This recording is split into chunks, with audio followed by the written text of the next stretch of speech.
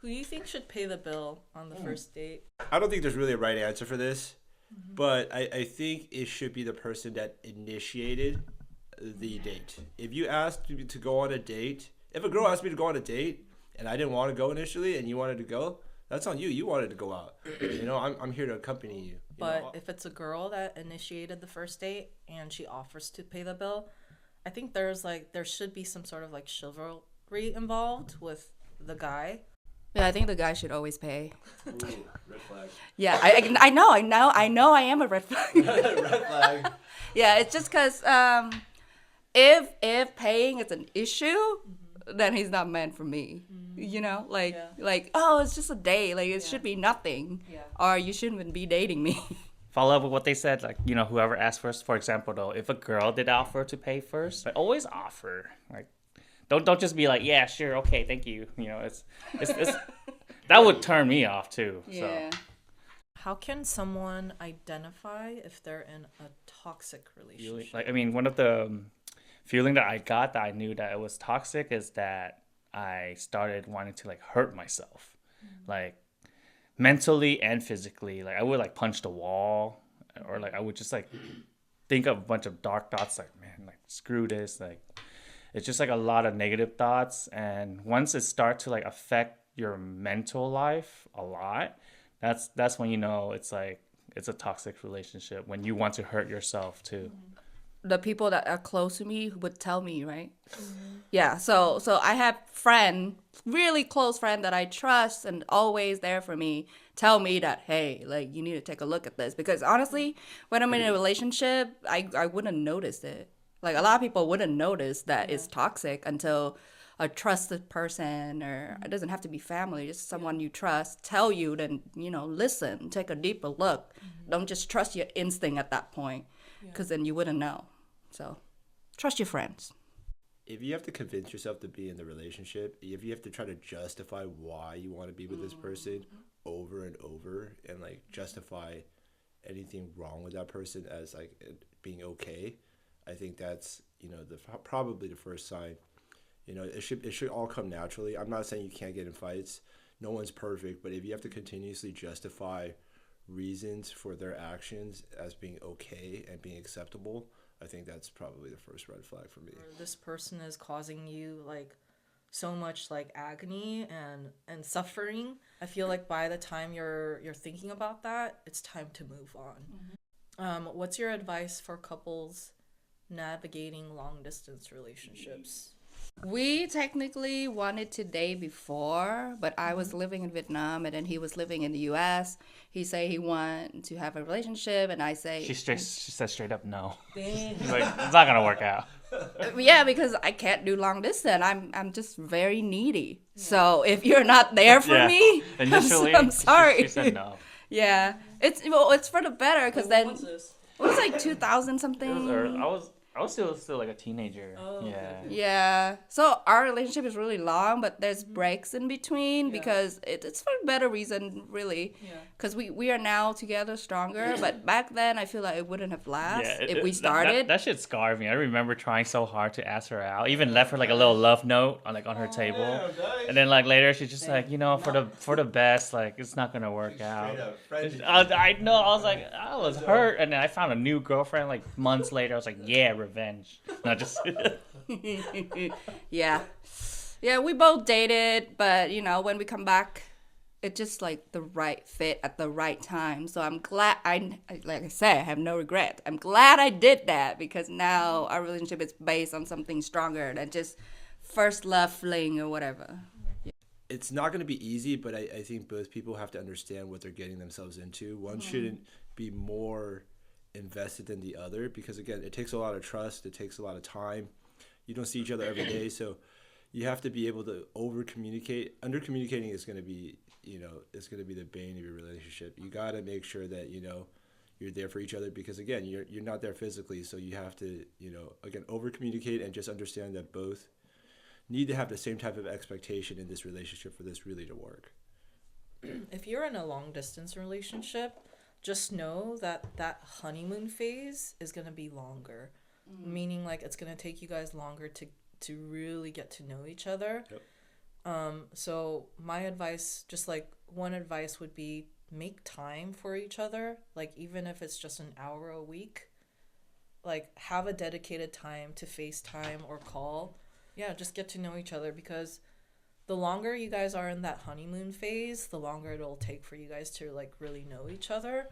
From my experience with seeing a lot of some of my friends that have successful long distance relationship is that slowly talk about like your end goal pretty much. Like yes, you're currently in a long distance relationship, but at the end of the day, eventually you do want to be together, right, next to each other. So start, like noting down like ideas, like okay, or am I gonna move to his place or am I gonna move to her place?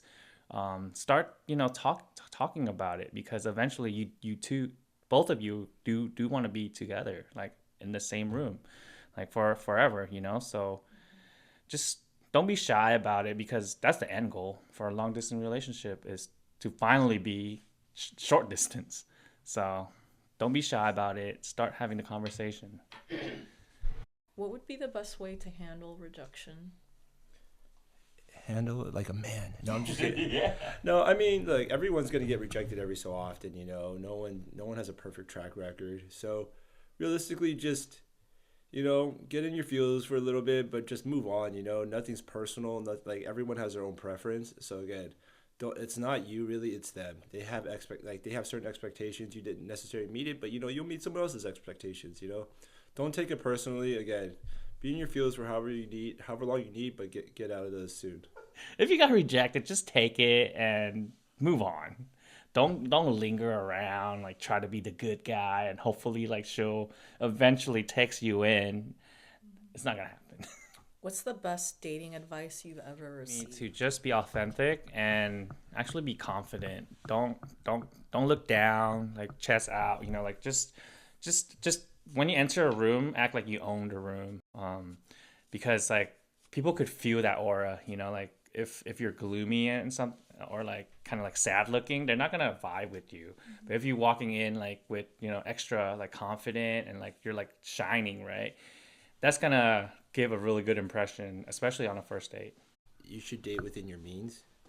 Like, don't set improper expectations on a first date because, like, don't go to like a 5-star restaurant and spend $500 on a bill and set the bar that high.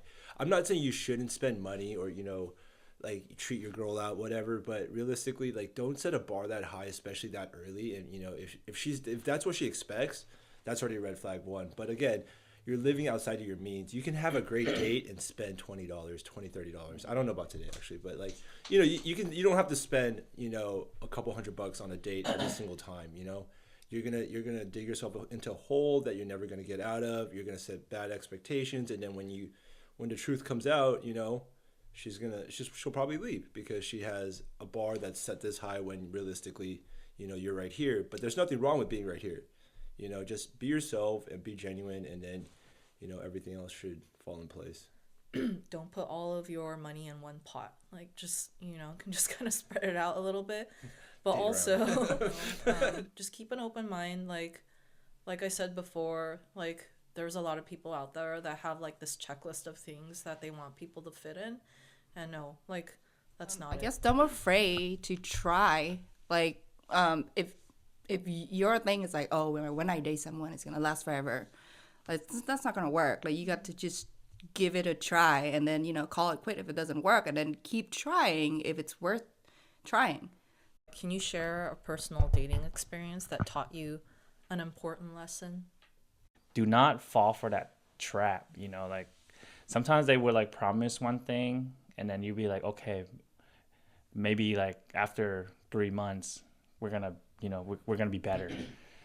But then like 3 months move, right, and then it's still the same, and they're like, no, trust me, like it's gonna get better, and then it doesn't change. So at that point you should just like deeply like at that point I'm like, okay, I feel like I'm in a loop, right, like a really toxic loop where it's just like, oh, if I wait it's gonna get better. But like if it's already bad, like after a couple times you should just like let go.